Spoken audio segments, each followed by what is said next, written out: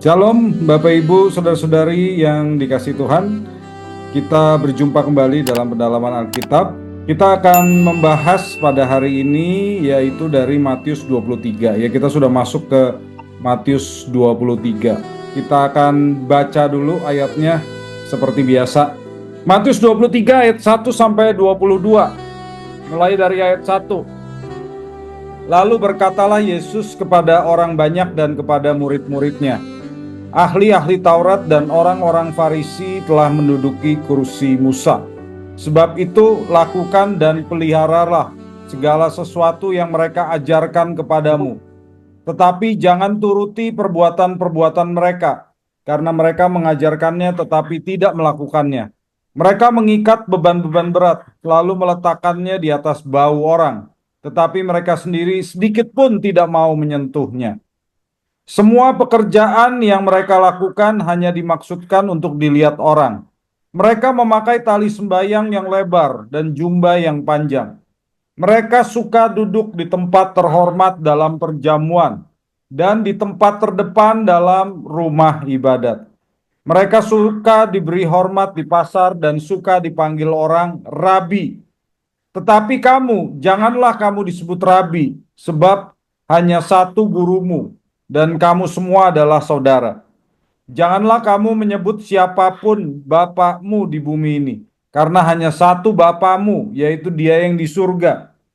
Janganlah kamu disebut pemimpin, karena hanya satu pemimpinmu, yaitu Mesias. Siapa saja yang terbesar di antara kamu, hendaklah ia menjadi pelayanmu. Siapa saja yang meninggikan diri, ia akan direndahkan. Dan siapa saja yang merendahkan diri, ia akan ditinggikan. Celakalah kamu, hai ahli-ahli Taurat dan orang-orang Farisi. Hai kamu orang-orang munafik, karena kamu menutup pintu-pintu kerajaan surga di depan orang. Sebab kamu sendiri tidak masuk dan kamu merintangi mereka yang berusaha untuk masuk. Celakalah kamu, hai ahli-ahli Taurat dan orang-orang Farisi. Hai kamu orang-orang munafik, sebab kamu menelan rumah janda-janda, dan kamu mengelabui mata orang dengan doa yang panjang-panjang. Karena itu kamu pasti akan menerima hukuman yang lebih berat. Celakalah kamu, hai ahli-ahli Taurat dan orang-orang Farisi. Hai kamu orang-orang munafik, sebab kamu mengarungi lautan dan menjelajahi daratan untuk membuat satu orang saja menjadi penganut agamamu. Dan sesudah hal itu terjadi, kamu menjadikan dia 2 kali lebih pantas masuk neraka daripada kamu sendiri. Ayat 16. Celakalah kamu, hai pemimpin-pemimpin buta, yang berkata, bersumpah demi bait suci. Sumpah itu tidak mengikat, tetapi bersumpah demi emas bait suci. Sumpah itu mengikat. Hai kamu orang-orang bodoh dan orang-orang buta, manakah yang lebih penting, emas atau bait suci yang menguduskan emas itu? Kamu berkata, bersumpah demi mezbah, sumpah itu tidak mengikat, tetapi bersumpah demi persembahan yang ada di atasnya, sumpah itu mengikat. Hai kamu orang-orang buta, manakah yang lebih penting, persembahan atau mezbah yang menguduskan persembahan itu?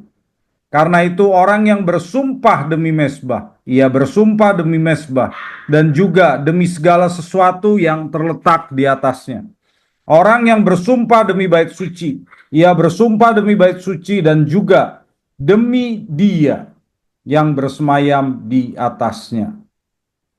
Ya, demikian pembacaan dari ayat 1 sampai 22, Saudara. Nah, kita lihat di sini ya, Tuhan Yesus berkata kepada murid-muridnya dan kepada banyak orang. Ini masih di pekan suci di Bait Allah ya, setelah terjadi kontroversi antara Yesus dan para pemuka agama. Sekarang Yesus mau memperingatkan mereka, memperingatkan orang banyak tentang para pemuka agama, khususnya tentang kepemimpinan palsu ahli-ahli Taurat dan orang-orang Farisi. Di ayat 31 ada sesuatu yang menarik, Saudara. Lalu berkatalah Yesus kepada orang banyak dan kepada murid-muridnya, ayat 2, ahli-ahli Taurat dan orang-orang Farisi telah menduduki kursi Musa. Kursi Musa itu dalam bahasa aslinya Moiseos Kathedra. Moiseos Kathedra. Orang yang tidak mengerti mungkin mengkhotbahkan ayat ini dengan berkata, oh kursi Musa itu figuratif. Padahal saudara, kursi Musa itu bukan figuratif, benar-benar ada, benar-benar fisik. Jadi kursi Musa itu seperti ini bentuknya. Ini tempat duduk rabi untuk mengajar di sinagoga. Kalau kursi Musa ini benar-benar ada dan dipakai sebagai tempat untuk mengajar, artinya sebagai tempat duduk rabi, orang yang duduk di kursi Musa dipandang kompeten untuk mengajar jemaat di sinagoga itu, mengajar Taurat di sinagoga itu. Ya, istilah katedra kursi itu sekarang digunakan untuk tahta uskup kalau zaman sekarang, ya. Karena itulah gedung gereja yang memiliki katedra disebut katedral. Jadi kalau gereja yang disebut katedral itu ada katedranya. Katedra itu tahta uskup. Kalau dulu setiap sinagoga itu punya katedra, kursi Musa. Karena di sinagoga orang yang mengajar berkhotbah itu tidak berdiri, dia duduk di atas kursi Musa tersebut. Di ayat 3 Tuhan Yesus berkata, sebab itu lakukan dan peliharalah segala sesuatu yang mereka ajarkan kepadamu, tetapi jangan turuti perbuatan-perbuatan mereka, karena mereka mengajarkannya tetapi tidak melakukannya. Biasanya Tuhan Yesus sering menunjukkan antipati terhadap ajaran-ajaran dan juga apa yang dilakukan oleh ahli Taurat dan orang Farisi, saudara. Tapi di sini pernyataan Yesus ini mengejutkan. Karena Yesus mengakui, pertama, orang-orang Farisi dan ahli Taurat itu punya kapasitas untuk mengajar umat. Artinya, mereka memang pantas untuk mengajar, ya. Itulah sebabnya Tuhan Yesus mengatakan mereka duduk di kursi Musa dan lakukan dan pelihara segala sesuatu yang mereka ajarkan. Ikuti yang mereka ajarkan. Berarti kita harus menyadari bahwa ajaran Farisi itu nggak salah. Ajaran Farisi tujuannya supaya orang melakukan kehendak Allah, supaya orang hidup kudus. Itu baik. Dan dari semua kelompok sekte Yahudi yang ada di zaman itu, yang paling benar, yang paling baik, yang doktrinnya paling mendekati ajaran Yesus adalah ajaran Farisi. Ya di zaman itu saudara, ada selain Farisi ada kelompok sekte Saduki dan Eseni. Saduki dan Eseni itu tidak didukung oleh Yesus karena mereka lebih salah, lebih menyimpang dibandingkan Farisi. Jadi Tuhan Yesus mengatakan ajaran Farisi itu paling benar. Dan karenanya kalau hari ini ada orang-orang Yahudi saudara, ya, Yahudi rabbinik itu berasal dari Farisi. Jadi kita melihat bahwa Allah memelihara orang Yahudi, ajaran Yahudi, khususnya ajaran Farisi. Orang Saduki sekarang sudah tidak ada, orang Eseni sudah tidak ada. Semua Yahudi yang ada sekarang itu Farisi, saudara. Itu membuktikan bahwa apa yang dikatakan Yesus benar. Yang paling benar itu Farisi. Dan Yesus berkata, ya kalau penafsirannya benar, ya itu harus ditaati. Kalau penafsirannya benar, ya harus ditaati. Ya, jadi nggak salah itu. Intinya adalah saudara, Tuhan Yesus tidak menentang ajaran Farisi yang berasal dari kitab suci. Enggak. Masalahnya ada tradisi lisan atau Taurat lisan yang merupakan ciri khas orang Farisi dan itu yang sering ditentang oleh Yesus karena dari tradisi lisan atau Taurat lisan itu mereka menafsirkan kitab suci secara tidak benar. Itu yang ditentang. Tapi kalau yang benar-benar berasal dari Taurat, Yesus tidak menentang. Yang ditentang adalah tradisi lisan tersebut, ya. Intinya adalah nggak semua juga sih tradisi lisan salah. Tapi kalau hal yang udah melenceng dari penafsiran yang benar, itu dilawan oleh Yesus. Misalnya yang kita lihat di Matius 15 ya. Dan berikutnya lagi nanti sesudah ini Tuhan Yesus juga melawan tradisi-tradisi Yahudi tersebut. Yesus jadi menentang kemunafikan mereka, saudara. Karena Yesus menghargai orang-orang yang mengajar kebenaran. Kalau yang diajarkan oleh Farisi itu benar, ikuti. Tapi ada sikap-sikap yang munafik dari ajaran Yesus. Dan inilah yang dinyatakan oleh Yesus. Bahwa mereka mengajarkan sesuatu tapi tidak melakukannya. Ini beda dengan yang Tuhan Yesus tegur di khotbah di bukit. Kalau di khotbah di bukit, orang-orang Yahudi dikatakan melakukan Taurat tapi alasannya salah. Kalau di sini mereka mengajarkan, tetapi karena yang mereka ajarkan lebih fokus kepada tradisi lisan, maka Taurat yang sesungguhnya jadi mereka nggak lakukan. Itu problemnya. Oke, ayat 4. Mereka mengikat beban-beban berat, lalu meletakkannya di atas bau orang, tetapi mereka sendiri sedikit pun tidak mau menyentuhnya. Saudaraku, beban-beban berat di sini adalah tradisi lisan, ya, tradisi lisan yang merupakan ciri khas ajaran Farisi tersebut. Mereka membangun pagar di sekeliling Taurat, saudara, ya, sehingga hukum Taurat itu tetap relevan dengan perkembangan zaman dan orang tidak melanggar hukum Taurat. Kalau kita lihat dari tulisan para rabi di Pirkei Avot, ya, ini tulisan para rabi, tulisan rabinik, 1 ayat 1 dikatakan begini, bersabarlah dalam menegakkan keadilan, bangkitkanlah banyak murid, dan bangunlah pagar di sekeliling Taurat. Nah, itulah yang mendasari mengapa orang-orang Farisi mengajarkan yang namanya Taurat lisan. Ya, itu tradisi lisan mereka, tapi mereka menyebutnya Taurat lisan. Dan sampai hari ini mereka mengajarkan bahwa sesungguhnya Taurat lisan itu juga diterima dari sejak zaman Musa gitu. Tapi disampaikannya secara lisan. Dan sekarang sih mereka sudah buat bukunya gitu, tapi di zaman Yesus belum, semuanya masih lisan, benar-benar lisan. Masalah utama dari hal ini apa, saudara? Taurat lisan itu berat.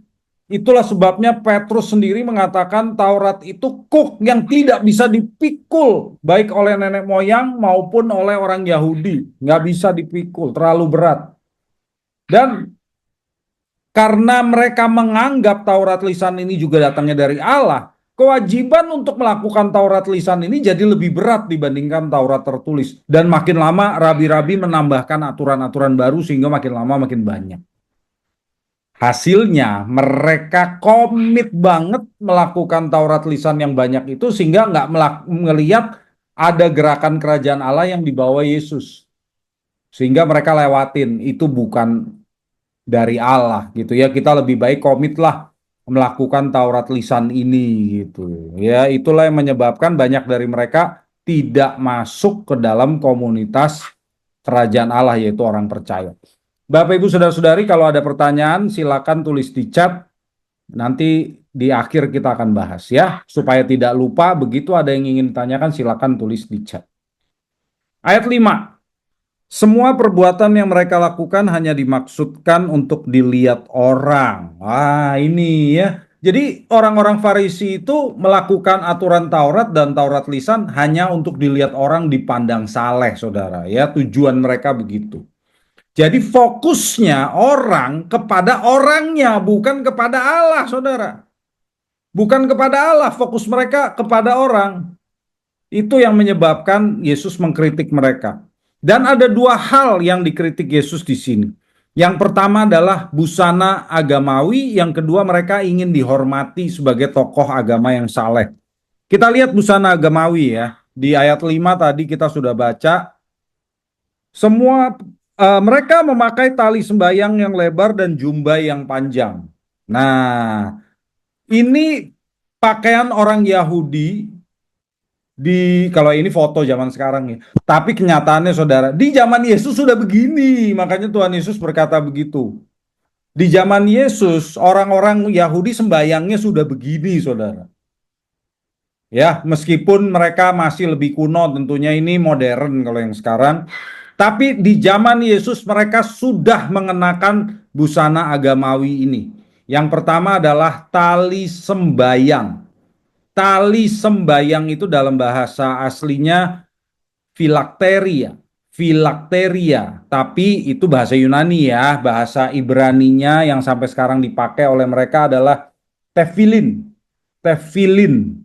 Tefilin itu kotak kulit, saudara. Kotak kulit ya berisi ayat. Nah ini nih, dia yang dipakai di kepalanya dia ini. Ini tefilin namanya. Ini kotak kulit, dalamnya ada ayat yang dipasang di kepala dia dan juga di tangan kiri. Tangan kiri itu dia pasang di bagian atasnya siku. Ini karena pakaiannya seperti ini nggak kelihatan ya. Dia jadi ada satu lagi tefilin yang dipasang di tangan. Dan di sini ada talinya, saudara lihat ya, di tangannya dia itu ada tali. Jadi tefilin itu diikat di kepala dan juga di tangan terus sampai ke tangan, bukan cuma di lengan tapi sampai ke tangan. Ini untuk menaati Ulangan 11 ayat 18, saudara. Ulangan 11 ayat 18, coba kita lihat. Ulangan 11 ayat 18. Tetapi kamu harus menaruh perkataanku ini di dalam hatimu dan jiwamu. Kamu harus mengikatkannya, tuh. Kamu harus mengikatkannya sebagai tanda pada tanganmu dan menjadikannya lambang di dahimu. Di dahimu harus diikat. Beberapa orang, saya pernah dengar dulu waktu saya masih kecil begitu ya, ada pendeta yang mengatakan, oh itu nggak benar-benar begitu, itu figuratif gitu ya. Tapi kenyataannya orang Yahudi memang dari zaman Yesus sudah memandang ini tidak figuratif. Ini harfiah. Jadi kita juga harus percaya, saudara, karena Tuhan Yesus juga orang Yahudi. Tuhan Yesus juga waktu berdoa seperti ini pakaiannya, saudara. Tuhan Yesus tidak menentang mereka pakai tefilin. Yang Tuhan Yesus lawan adalah mereka sengaja pakai tefilin yang lebar-lebar supaya dianggap saleh. Tapi Yesus sendiri pasti pakai tefilin karena dia orang Yahudi. Jadi Yesus kalau berdoa seperti ini, saudara. Dan mereka pakai jubah yang panjang-panjang, kata Yesus ya. Jubah yang panjang-panjang. Namanya jubah itu dalam bahasa Yunaninya kraspedon dan dalam bahasa Ibraninya cicit. Cicit ya. Cicit ini adalah jubah yang dipasang di talit. Talit itu ini selendang doa Yahudi. Itu untuk menaati Ulangan 22 ayat 12. Jadi ada hukumnya semua. Itu tertulis di Ulangan 22 ayat 12. Ulangan 22 ayat 12. Haruslah engkau membuat jumbai pada keempat ujung jubah penutup tubuhmu. Nah ini. Jadi mereka pakai cicit. Nah kata Tuhan Yesus pakai cicit nggak salah. Yang salah adalah cicitnya dibuat panjang-panjang. Jadi pamer. Kalau talitnya besar, cicitnya panjang, orang melihat dia lebih saleh. Tefilinnya lebar, orang melihat dia lebih saleh. Itu yang salah sebetulnya. Jadi bukan pakai tefilin atau cicit itu salah, enggak. Yesus juga pakai, saudara. Ya, jadi kalau kita mau lihat Yesus berdoa ya seperti ini nih pakaiannya. Itu yang mungkin saudara nggak tahu gitu ya. Jadi Yesus juga pakaiannya seperti ini. Di ayat 6. Kita lanjut ke ayat 6. Mereka suka duduk di tempat terhormat dalam perjamuan dan di tempat terdepan di rumah ibadat. Nah, kita lihat. Kalau orang zaman dulu di zaman Yesus itu kalau tempat perjamuannya seperti apa? Nah, perjamuan di zaman Yesus itu begini, saudara. Mereka berbaring, mereka tidak duduk tetapi berbaring dan tangannya nanti di atas meja. Jadi mereka berbaring. Kalau perjamuan tuh begitu, nggak duduk di meja seperti kita. Dan mereka mengikuti susunan meja orang Romawi, yaitu disusun seperti huruf U. Nah, di sini ada tiga tempat duduk ya yang disebut lectus imus, lectus medius, dan lectus sumus. Lectus imus itu meja tuan rumah dan keluarganya. Tuan rumah selalu ada di posisi nomor satu ini. Jadi ini tuan rumah ya. Nomor dua, nomor tiga, dan selanjutnya ini adalah keluarganya tuan rumah. Lalu lectus medius itu yang nomor tiga ini adalah tamu paling terhormat.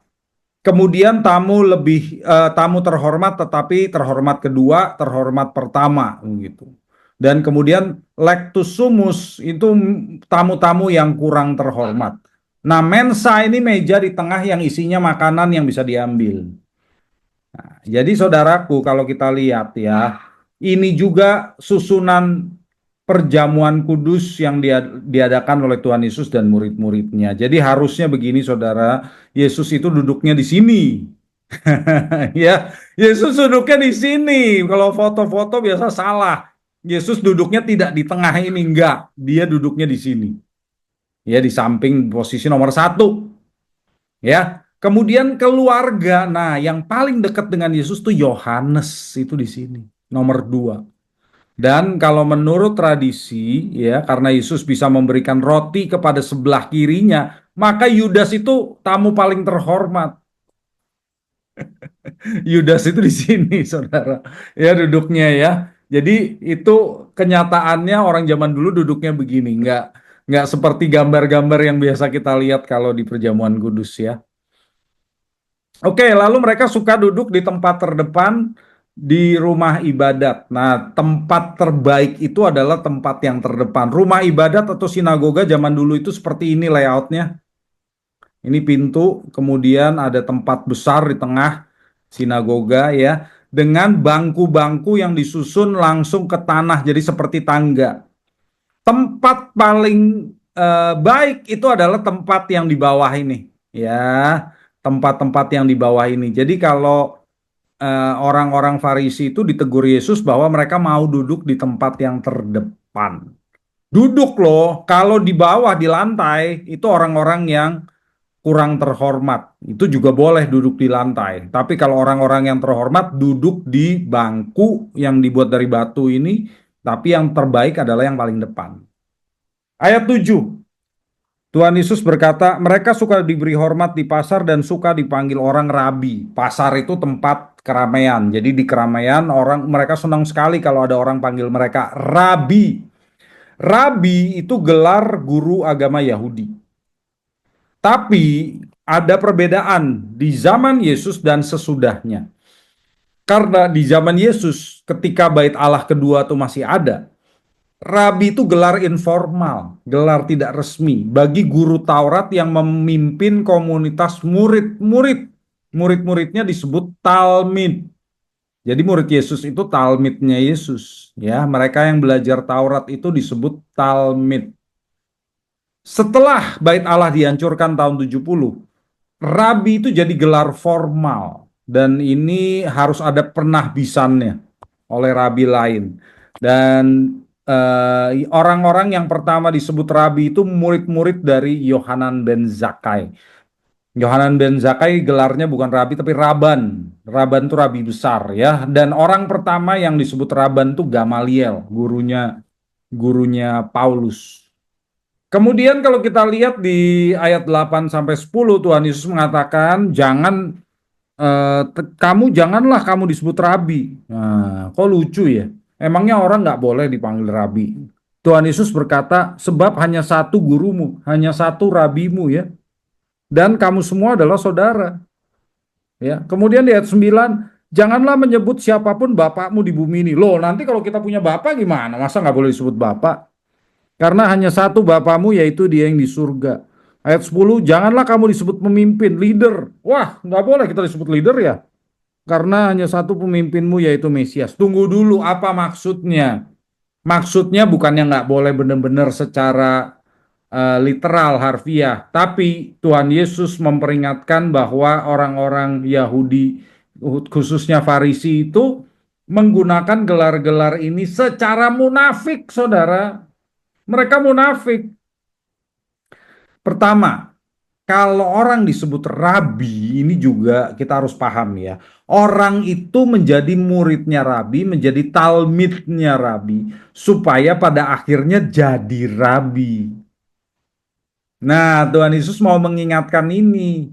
Bagi pengikut Yesus, semua tetap murid. Dari 12 tuh semua murid. Bahkan sampai terus muridnya, murid-muridnya, murid sampai ke kita. Semuanya sama-sama murid. Statusnya sama. Hanya ada satu rabi kita, Yesus, yaitu Yesus sendiri, saudara. Ya, jadi rabi kita tuh cuma satu. Yesus, kita semua sama-sama murid, sama-sama talmid. Lalu Bapak. Nah, Bapak itu juga bukan Bapak secara biologis gitu ya, ayah kita bukan. Di zaman itu istilah Bapak atau Aba itu gelar kehormatan bagi pemimpin sinagoga. Jadi pemimpin sinagoga sering dipanggil Aba. Kalau sekarang Romo gitu ya, itu panggilan kehormatan.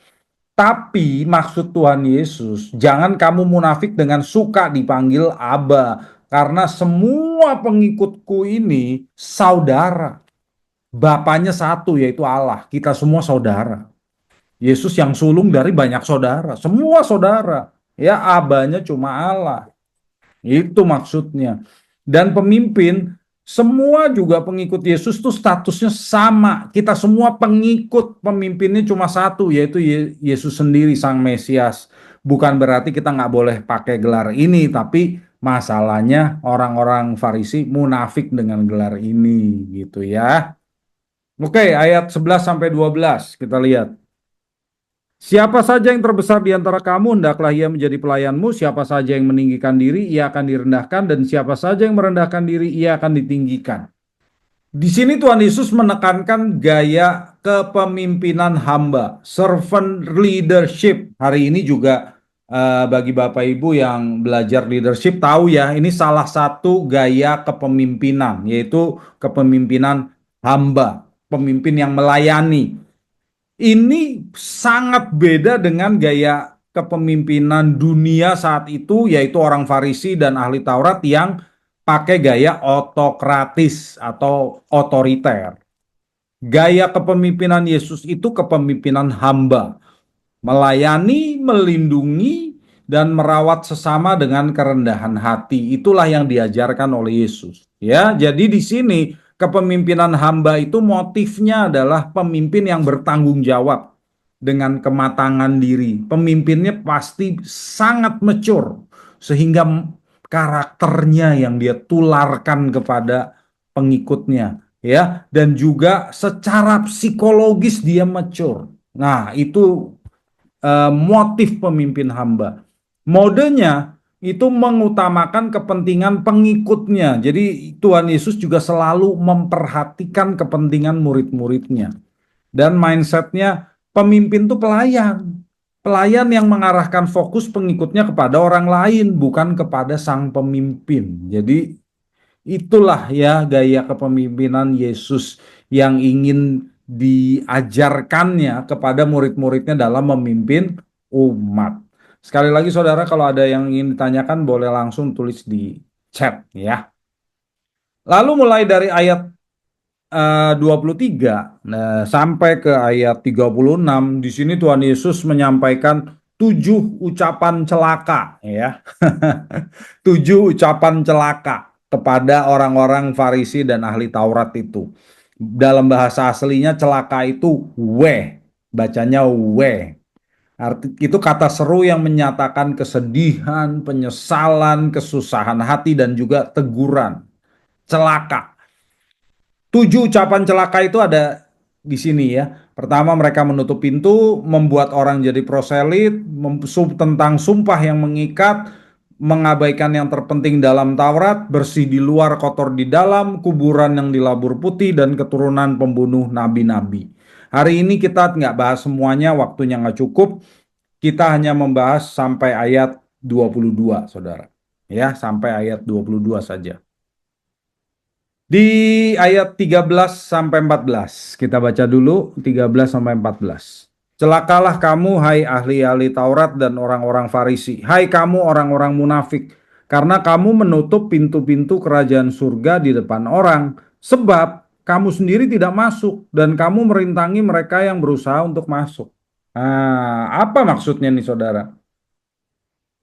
Kita harus ingat ya saudara ya, yang namanya kerajaan surga itu bukan surga yang nanti akan datang, bukan. Kalau ada yang mengajarkan itu, pasti dia nggak mengerti apa yang disampaikan oleh Yesus. Yang namanya kerajaan surga adalah komunitas orang percaya. Itulah sebabnya Tuhan Yesus berkata, kamu sendiri nggak masuk. Ya iya jelas, orang Farisi kan di zaman itu tidak menjadi anggota komunitas kerajaan surga. Dan kerajaan surga dan kerajaan Allah itu sama. Oh, kalau Matius lebih suka pakai istilah kerajaan surga. Kalau Lukas lebih suka kerajaan Allah. Matius itu pandangannya Yahudi sekali soalnya ya. Orang Yahudi berusaha untuk tidak menyebut Allah karenanya mereka mengganti istilah kerajaan Allah dengan kerajaan surga. Tapi kerajaan surga sudah ada di bumi ketika Yesus datang dan membangun kerajaan surga itu di bumi dalam bentuk pengikut-pengikutnya, para murid dan pengikut-pengikut Yesus. Orang-orang Farisi nggak mau masuk ya ke dalam komunitas itu dan mereka karena munafik mereka membawa orang-orang agar menjauhi kerajaan surga, agar jangan ikut Yesus. Intinya begitu. Jadi bukannya mereka nggak masuk surga yang ntar, yang nanti akan datang, bukan di situ maksudnya. Mereka tidak mau jadi komunitas, anggota komunitas pengikut Yesus. Dan mereka mencegah orang untuk masuk ke dalam komunitas tersebut. Jadi di sini kita melihat bahwa orang-orang Farisi ini menolak undangan Yesus untuk masuk ke dalam kerajaan surga. Ayo, ikutlah aku. Mereka nggak mau. Lalu karena ajaran mereka itu melawan ajaran Yesus, mereka memengaruhi orang banyak, umat untuk menolak undangan Yesus. Itulah sebabnya dikatakan di ayat 13, kamu menutup pintu kerajaan surga di depan orang, sebab kamu sendiri tidak masuk dan kamu merintangi mereka yang berusaha untuk masuk. Mereka yang ingin jadi pengikut Yesus dihalang-halangi oleh orang-orang Farisi itu supaya tidak jadi pengikut Yesus. Itulah yang dikatakan Tuhan Yesus, kamu celaka ya. Karena kemunafikan mereka itu. Orang Farisi itu membuat orang merasa punya hubungan dengan Allah. Padahal orang Farisi sendiri nggak punya hubungan yang benar dengan Allah. Ya, itulah sebabnya mereka menghalangi orang untuk masuk ke dalam kerajaan surga. Saudaraku di ayat 14 ya dalam bahasa aslinya di manuskrip-manuskrip yang paling baik ayat 14 ini tidak ada saudara. Ya, ini adanya di manuskrip yang lebih muda. Ratusan tahun kemudian baru muncul ayat 14. Karena itu saya tidak membahas terlalu detail tentang ayat 14. Ayat 14 berkata, celakalah kamu hai ahli-ahli Taurat dan orang-orang Farisi, hai kamu orang-orang munafik, sebab kamu menelan rumah janda-janda dan kamu mengelabui mata orang dengan doa yang panjang-panjang. Karena itu kamu pasti akan menerima hukuman yang lebih berat. Ini di bahasa aslinya, di teks asli Yunaninya yang terbaik itu tidak ada saudara ayat ini. Jadi bukan berarti ayat ini dihilangkan, tetapi ayat ini justru ditambahkan sesungguhnya. Aslinya tidak ada, baru muncul ratusan tahun kemudian. Apa maksud ayat 14 ini? Intinya adalah orang-orang Farisi dan ahli Taurat itu memanfaatkan orang-orang yang tertekan, orang-orang yang dalam keadaan susah malah dimanfaatkan oleh mereka. Janda-janda di zaman itu kesulitan bertahan hidup karena sangat sedikit pekerjaan yang tersedia bagi perempuan. Perempuan biasanya harus tergantung pada suaminya di zaman itu. Jadi kalau suaminya meninggal, dia jadi janda, waduh hidupnya akan susah sekali ya di zaman itu. Mereka kesulitan bertahan hidup. Udah sulit bertahan hidup, rumahnya ditelan katanya ya. Berarti mereka mengambil untung dari orang-orang susah ini. Ya, sementara untuk membuat diri mereka kelihatannya bisa dipercaya, mereka berdoa panjang-panjang. Di pinggir jalan mereka berdoanya panjang-panjang supaya orang melihat mereka saleh. Sehingga orang-orang yang sulit dan tertekan ini seperti janda-janda percaya saja dengan orang-orang Farisi itu. Padahal sesungguhnya mereka ngambil untung dari orang-orang susah.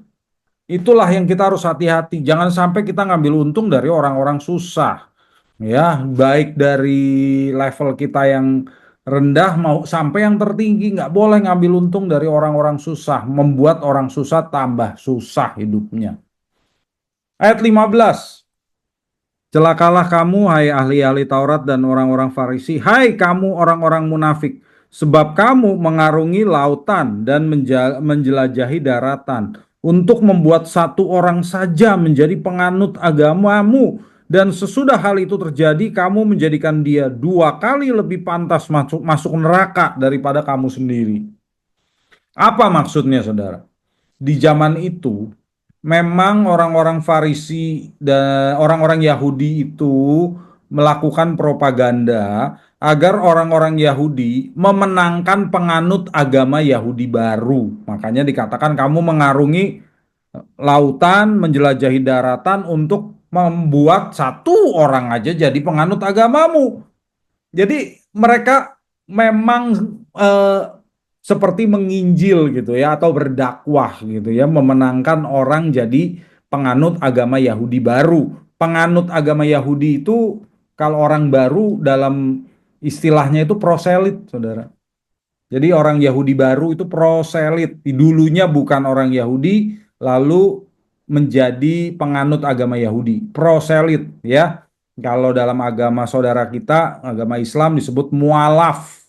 Nah, mualaf itu kalau buat orang Yahudi disebut proselit. Orang-orang Yahudi ini bersemangat untuk membuat orang menjadi penganut Farisi. Nah, jadi bukan sekedar jadi Yahudi. Mereka ingin supaya penganut agama Yahudi ini jadi Farisi. Karenanya mereka membebani proselit dengan aturan-aturan lisan yang berat. Aturannya berat-berat, saudara. Kalau di zaman sekarang ya, saya kasih contohnya ya, aturan Taurat lisan itu seperti di Taurat kan ada jangan kamu memasak anak kambing dalam susu induknya. Nah, dalam Taurat lisan artinya orang tidak boleh makan daging dengan susu. Itulah sebabnya orang Yahudi tidak akan pernah makan cheeseburger karena cheeseburger itu daging ketemu susu, saudara. Itu melanggar Taurat lisan kalau kata mereka. Ya, daging ketemu susu tuh nggak boleh. Bahkan makan daging kemudian minum susu itu juga nggak boleh. Harus dijarakin. Jaraknya mungkin setengah jam baru boleh. Ya, itulah aturan-aturan lisan. Ya, yang mereka buat untuk menjadi beban buat proselit. Nah, orang Yesus berkata, proselit itu menjadi orang-orang yang dua kali lebih pantas masuk neraka daripada orang-orang Farisi yang mengajarkannya. Ini hiperbola sebetulnya. Karena alasan Yesus adalah proselit ini mudah diindoktrinasi untuk mengikuti ajaran yang salah. Mereka berpikir ajaran Yahudi itu ya yang diajarkan Farisi itu gitu loh. Nggak ada yang lain ajaran Yahudi ya ini. Sehingga mereka nggak bisa melarikan diri. Mereka percaya saja, mereka ikut saja dan akibatnya mereka tambah jauh dari ajaran Yesus. Ayat 16 sampai 22 ini tentang sumpah, Saudara ya. Ayat 16 sampai 22 tentang sumpah. Saya baca dulu yang awal. Celakalah kamu hai pemimpin-pemimpin buta yang berkata, bersumpah demi bait suci, sumpah itu tidak mengikat. Namun bersumpah demi emas bait suci, sumpah itu mengikat. Hai kamu orang-orang yang bodoh dan orang-orang buta, manakah yang lebih penting, emas atau bait suci yang menguduskan emas itu? Jadi Tuhan Yesus terus berulang-ulang dari ayat 16 sampai 22 mengatakan orang-orang ya Farisi dan ahli Taurat itu pemimpin buta. Jadi mereka orang buta yang menuntun orang buta. Mereka menyesatkan orang lain. Karena orang-orang Farisi itu buta terhadap kebenaran. Kebenaran sejati itu yang dibawa oleh Yesus.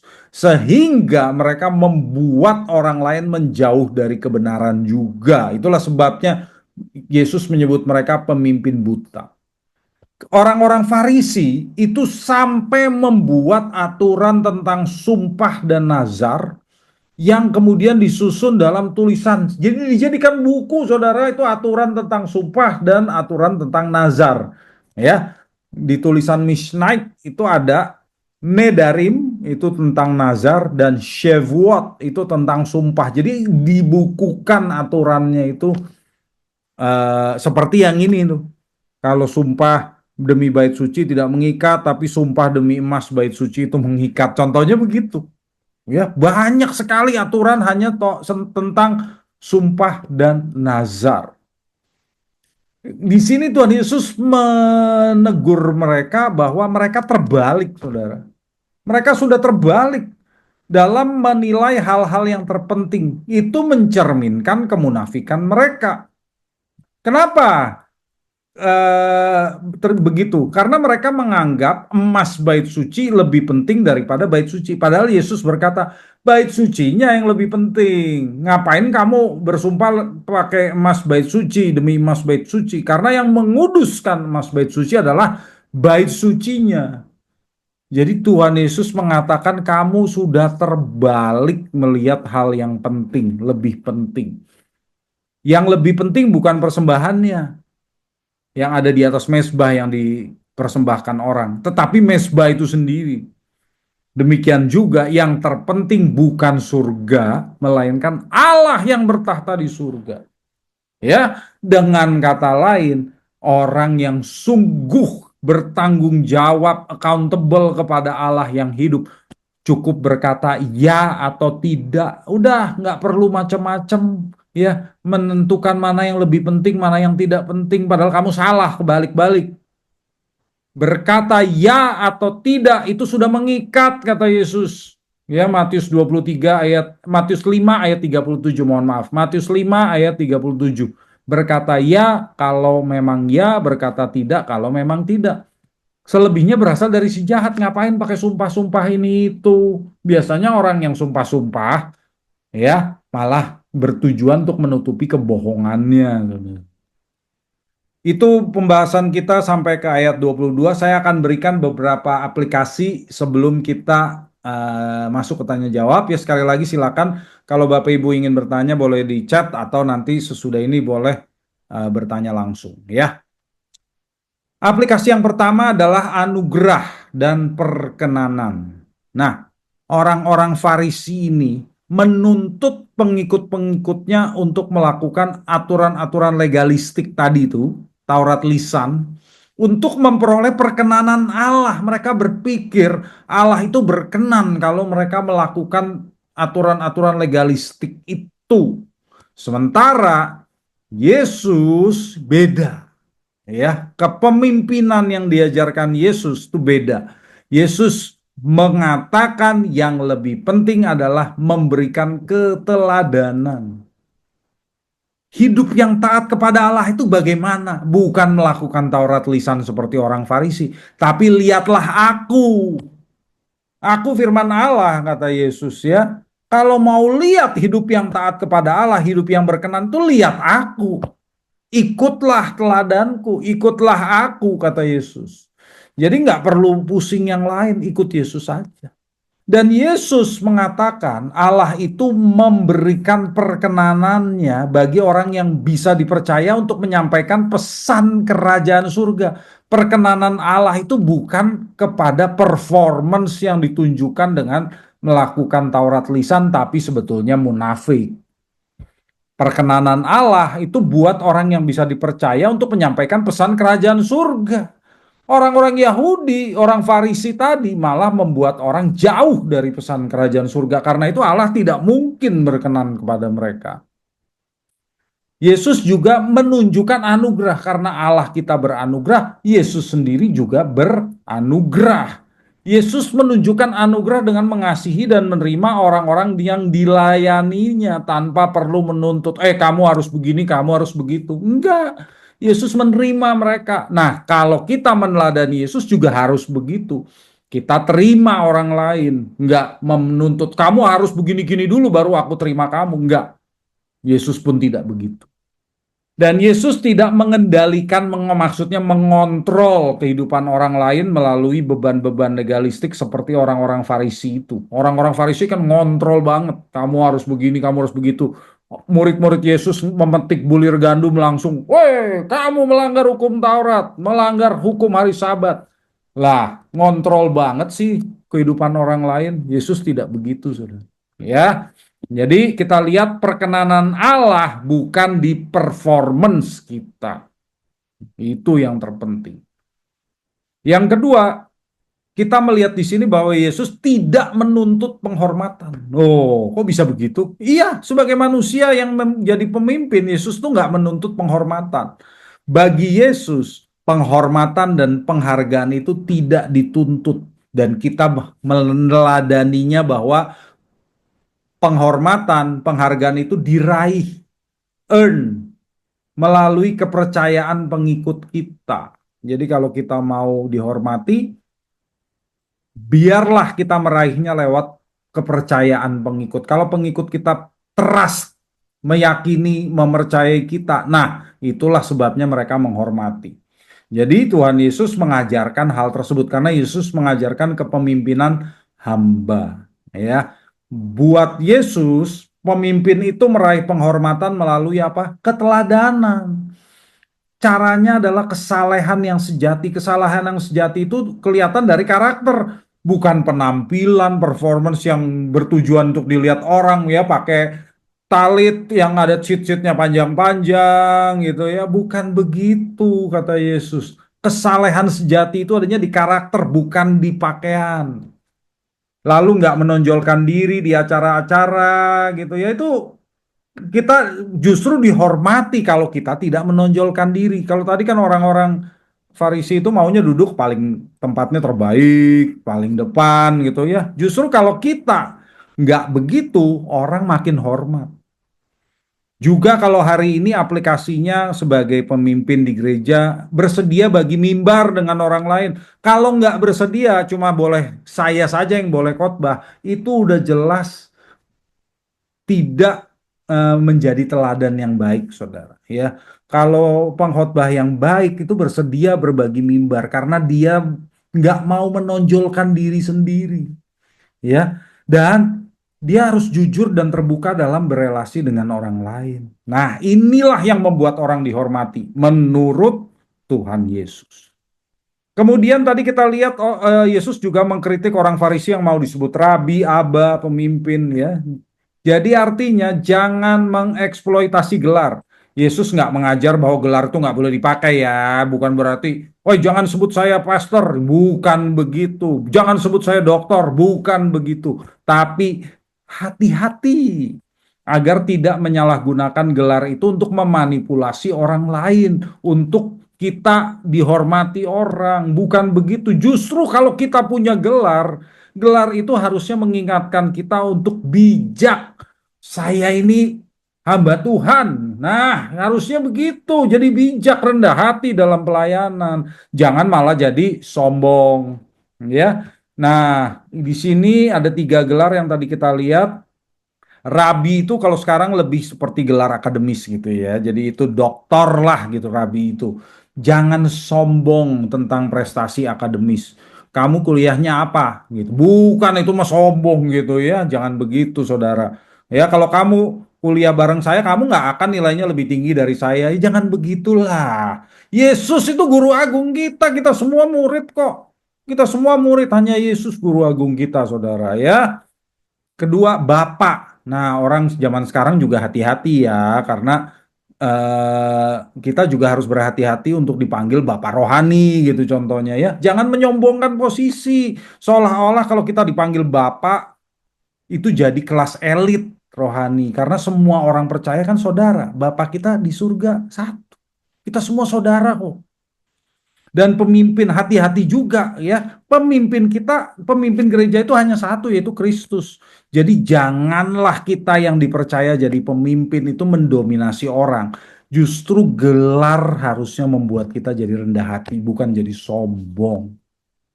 Aplikasi berikutnya adalah kepemimpinan hamba gaya Yesus, ya. Kepemimpinan hamba dalam hal rohani itu memberdayakan orang lain agar dapat melakukan kehendak Allah demi kepentingan kerajaan surga. Ya, jadi kepemimpinan hamba itu melayani supaya orang lain berdaya. Jadi kata Yesus tadi di ayat 11 dan 12, orang-orang yang fokusnya ingin dihormati dan dihargai itu akan tersingkir kok. Jangan fokus di cari hormat. Orang-orang yang fokusnya hanya melayani, itulah yang akan ditinggikan sebagai saudara Kristus, ya, karena Kristus itu yang sulung atau yang tertinggi dari banyak saudara. Jadi orang yang mau jadi pemimpin yang benar harus fokus pada pelayanan, bukan fokusnya ingin dihormati. Jangan terbalik. Dan aplikasi yang terakhir adalah pemimpin yang benar menurut Yesus tadi, ya. Dari ucapan celakanya Yesus kita lihat bahwa pemimpin rohani yang benar harus membawa orang memasuki pintu kerajaan Allah. Caranya dengan keteladanan, ya. Kedua, kita harus membawa orang jadi pengikut Kristus, jadi anggota kerajaan Allah, bukan jadi pengikut kita. Orang itu harusnya jadi pengikut Kristus, ya. Dan yang ketiga, bertanggung jawab atau akuntabel secara pribadi kepada Allah. Jangan menyembunyikan kebohongan di balik sumpah. Ya, jangan percaya juga orang asal sumpah-sumpah langsung dipercaya. Jangan, kata Yesus, kalau ya, ya, tidak, tidak, udah cukup. Itu orang yang eh, punya integritas, ya cukup ngomong begitu. Ya, karena apa yang dia katakan sama dengan apa yang sesungguhnya terjadi dan dia lakukan. Baik, itu yang bisa saya sampaikan, saudara. Kita akan masuk ke dalam ruang tanya jawab. Ya, sudah ada dari pertanyaan dari Ardika dari ayat 14, ya. Dari ayat 14. Karena itu kamu pasti akan menerima hukuman yang lebih berat. Itu yang ditanyakan, ya. Hukuman yang dimaksud di sini adalah apakah maksudnya pada saat hari penghakiman? Seandainya demikian, apakah di neraka nanti ada gradasi berat ringan hukumannya? Nah, tentunya Tuhan itu adil, ya, Ardika, ya. Jadi hukuman yang diterima setiap orang memang setimpal dengan eh, apa yang telah dilakukannya sebelumnya, ya. Nah, kalau sesuatu perbuatan yang jahat itu tidak mendapatkan hukuman di dunia ini, maka memang Allah akan menghukumnya di hari penghakiman. Ada gradasi, ya jelas ada, karena di sini ada hukuman yang lebih berat, ada hukuman yang lebih ringan, tentu ada, ya, karena nggak semua orang juga mempunyai tingkat kesalahan yang sama. Jadi memang kalau di Alkitab sih ada perbedaannya. Kalau orang yang ditinggikan oleh Tuhan juga ada tingkatannya. Jadi orang yang dihukum pun ada tingkatannya juga tentunya. Ya, bentuknya seperti apa tentu itu bisa diperdebatkan. Tetapi ya saya setuju dengan memang ada perbedaannya gitu, ya, Bapak Ibu. Oke, ada pertanyaan lagi silakan. Kalau ada. Shalom Pak Mak. Shalom, Pak Hengki. Ya Pak Mak, eh, mungkin saya mohon dijelaskan mengenai Taurat lisan tadi Pak ya. Ya, Tadi Pak Mak nyebut itu salah satu contoh Taurat lisan tadi yang apa namanya tidak boleh minum apa mau makan daging pakai susu. ya makan daging. Itu salah satu contoh Pak ya. Salah Taurat satu lisan Pak ya. contohnya, iya. Hmm. Ya, saya itu Taurat lisan itu banyak sekali berarti Pak ya. Banyak, Pak, banyak. Mungkin mungkin bisa diberikan contoh gitu Pak, tiga gitu Pak. Contoh Atau yang lain, ya, contoh ya yang lain, ya. Oke, ya. orang Yahudi itu punya aturan Taurat lisan juga sih, karena di Alkitab nggak ada, ya. Namanya minyan. Minyan itu eh, jumlah kuota pada saat doa. Jadi orang Yahudi kalau doa pagi itu harus memenuhi minyan, yaitu 10 orang. Hmm. 10 orang, di bawah 10 orang nggak sah. Makanya sinagog. sinagoga yang dibangun itu minimal harus 10 orang yang ibadah barengan loh. Ya, Jadi ya. kalau jumlah orang Yahudi di daerah itu kurang dari 10, mereka nggak bisa doa sama-sama. Hmm. Itu juga aturan, tapi apakah Yesus juga mengikuti aturan itu? Kalau beberapa rabi mengatakan iya, itulah sebabnya murid Yesus ada 12. Hmm. Jadi supaya kalau dua lagi pergi, Yesus bisa tetap sembahyang sama murid-muridnya. Hmm. Gitu, itu salah satunya gitu loh. Jadi itu ada aturan yang ya agak-agak aneh seperti itu gitu ya. Ya, ya. Dan perjalanan Sabat pun kan sebetulnya kalau di Alkitab nggak tulis secara eksplisit kan. Kalau hari Sabat itu nggak boleh jalan sejauh apa gitu. Nah kalau di Taurat lisan ada. Hmm. Jadi kalau di dalam kota bebas, begitu keluar dari kota itu hanya boleh sekian mil gitu. Ada Hmm. aturan seperti itu. Ya, itu di dalam Alkitab ada loh kalau di Perjanjian Baru seperjalanan Sabat gitu loh. Ya, Hmm. jadi itu Taurat lisan itu. Oke. Ya, dan kalau di minggu lalu saya juga sampaikan kan kalau orang baca Shema itu harus tutup mata. Itu Oh. Taurat lisan juga. Sip. Bahkan kalau dia mengatakan Shema Israel tuh nggak boleh nggak tutup mata, harus tutup mata pakai tangan kanan. Shema Israel, Adonai Eloheinu, Adonai Echad. Gitu. Hmm. Ya, Oke. banyak Pak, itu banyak sekali dan itu ciri khas orang Farisi, orang Saduki, SNI nggak punya itu. Hmm. Hmm. Hmm, hmm. Oke.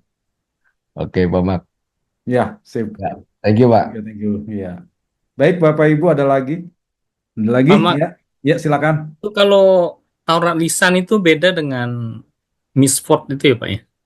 Eh 620, ya, kalau 613, 614, 7 itu ya. ya 613 itu mitzvot, itu perintah dalam Taurat. Jadi Taurat tertulis. Itu tertulis. Oh. Iya, kalau Taurat lisan itu yang tidak tertulis. Tidak tertulis di zaman Yesus. Kalau sekarang sih semua udah tertulis, cuma mereka menganggap itu asalnya dari Musa tetapi nggak tertulis gitu loh. Itu asalnya dari Allah juga menurut mereka. Ya. Thank you Pak. Iya, Pak. Iya, dari Pak Arisman tuh ya. Kisah Para Rasul 1 ayat 12 ya, seperjalanan Sabat. Jadi ada kata itu di dalam Perjanjian Baru, tapi sesungguhnya di Perjanjian Lama perjalanan Sabat berapa jauh itu nggak diatur ya. Itu dibuat dalam Taurat lisan. Sama seperti gini, saya kasih contoh lagi ya. Kan di hari Sabat mereka nggak boleh bekerja. Nah, bekerja itu apa? Itu dalam Taurat lisan disebutin. Kalau kita membaca itu bukan bekerja. Ya, membaca itu baik, itu bukan bekerja. Menulis, nah itu bekerja. Jadi kalau di hari Sabat tidak boleh menulis lebih dari 2 huruf. Itu bekerja. Tapi kalau baca nggak bekerja. Baca itu kan bisa jadi hiburan kan. Itu nggak kerja artinya kita gitu loh. Tapi kalau nulis nggak boleh. Nulis kerja. Jadi kalau di daerah-daerah yang banyak penduduk orang Yahudi, contohnya ya, mereka yang tinggal di apartemen nggak boleh pencet lift. Liftnya itu akan terbuka sendiri di setiap lantai. Jadi mereka nggak boleh pencet lift karena pencet lift itu bekerja. Itu pasti ada dasarnya di Taurat lisan gitu. Ya, jadi aturan-aturannya seperti itu dan itu memang membebani, tapi itulah ya yang didasari ajaran yang benar. Jadi kata Tuhan Yesus, dasarnya memang benar. Penafsiran Taurat mereka asalnya memang benar. Beda dengan Saduki dan Eseni. Saduki dan Eseni lebih nggak benar, ya, lebih nggak benar dan sekarang mereka yang dipelihara oleh Tuhan adalah kelompok Farisi. Oke, ya mungkin saya kira itu ya Bapak Ibu, kita sudah 1 jam, kita akan mengakhiri. Saudara dapat memberikan persembahan ke rekening BCA nomor 31902515585 atas nama GBI The City Tower atau scan QR Code yang tampil di layar dengan aplikasi yang mendukung KRIS.